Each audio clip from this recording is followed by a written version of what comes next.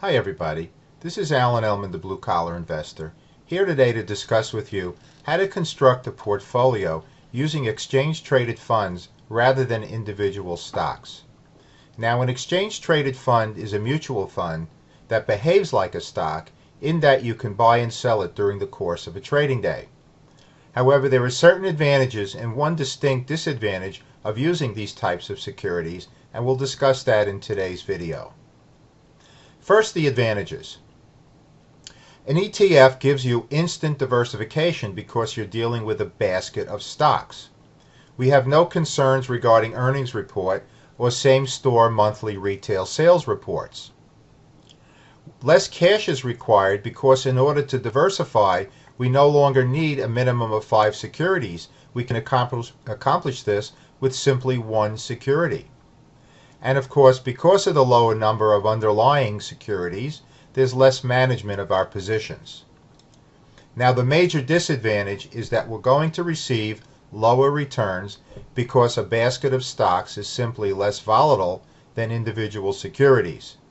So our goals with ETFs become 1 to 2% a month in normal market conditions, as opposed to 2 to 4%, which are our goals with individual stocks under, again, normal market conditions. So how do we locate the appropriate exchange-traded funds for covered call writing? Well, here's how I do it. I screen the 9 select sector spiders, which divide the S&P 500 into 9 sector index funds. So those 9 ETFs are screened every week.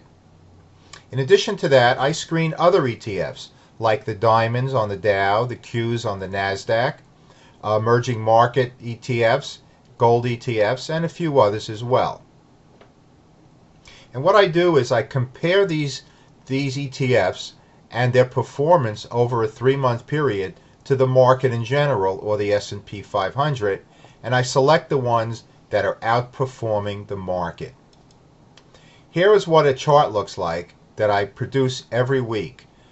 Premium members of this site, you know that you could find this on the resource and download section of the premium site. I update this every week.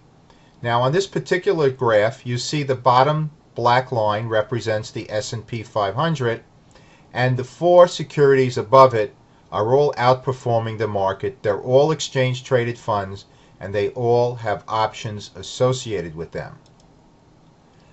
Now, for those interested in getting this information from the premium site, just link on to where you see the green arrow, and that'll give you some information regarding the premium site. And this is taken from most of the pages on the Blue Collar website. On the blog page, the information is found on the left adjacent to the caricature of myself. And you can get information, scroll down, and you'll get information in a video on the premium report.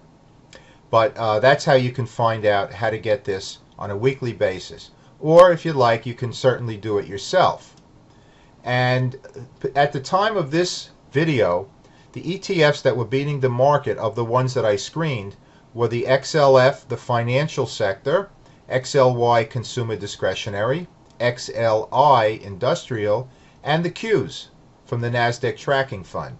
And you could see the prices adjacent to the ETF ticker symbols. Now, let's assume first that you have a portfolio of $25,000. What I do first is set aside $1,000 approximately for exit strategies. In case we need to buy back an option, there needs to be some cash in our account. That leaves us $24,000 for the 4 ETFs. So we're going to devote approximately $6,000 per security. So the way we compute it, we divide the current share price into 6,000 and we round it off. Here's how it would look with these particular ETFs. XLF would purchase 358 shares. That's what we do is we divide the price into 6,000, and that's the number we come up with. XLY 169, XLI 182, and the Qs 119.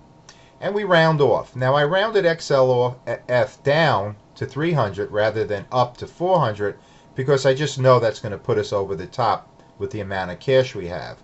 so I rounded that one down. I also looked to see that the next two were going to be rounded up. So here's what we end up with. XLF 300 shares, XLY 200, XLI also 200, and the Qs 100. Now, the total cost, if you do the math, of purchasing these shares came to $23,706. And since our portfolio had $25,000 in cash to begin with, that left us $1,294 for exit strategies. That's a beautiful ratio and something we can easily work with. Now, let's say our portfolio had less money in it, $16,000. Once again, we'll set aside the $1,000 for exit strategies, and that leaves us $5,000 per security.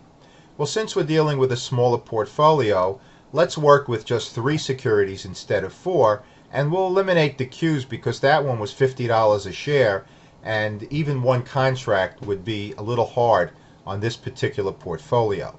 So we're going to devote $5,000 per security for the 3 remaining ETFs and round off like we did before. So XLF we could purchase $299, we'll round it off to $300. XLY we can purchase $140, we'll round it down to $100. And XLI we could purchase $152, we'll round it up to $200.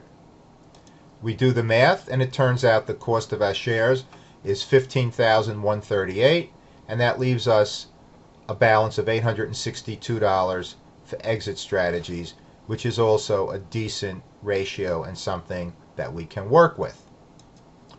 Now, in terms of what strike prices to select, well, that is an individual decision.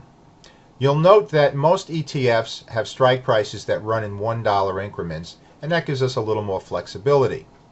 We base our choices on the market tone. If you're very bullish on the market, you're more likely to go with the out-of-the-money strikes. Also, your particular risk tolerance goes into play as well. If you're very, very conservative, you'll lean more towards the in-the-money strikes. What I do is I ladder my strikes. I'll have some out of the money and some in the money. If I'm more bullish on the market, I'll favor the out-of-the-money strikes. It's really as simple as that.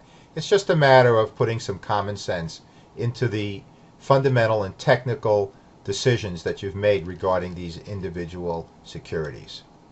So, when do we use ETFs? Well, it's a conservative approach. We have less considerations like earnings reports and same-store monthly retail sales. There's less cash required and less management required. And you would use it also when you're willing to accept lower returns than using individual stocks. Once again, our goal is 1 to 2% a month under normal market conditions as opposed to 2 to 4% with individual equities. So I hope you found this video useful. If you have any questions, feel free to contact me directly at alan@thebluecollarinvestor.com and visit my website. We have a lot of information on this and many other matters related to covered call writing. Well, we're wishing you the best in investing. Thanks again for stopping by. Take care, everybody.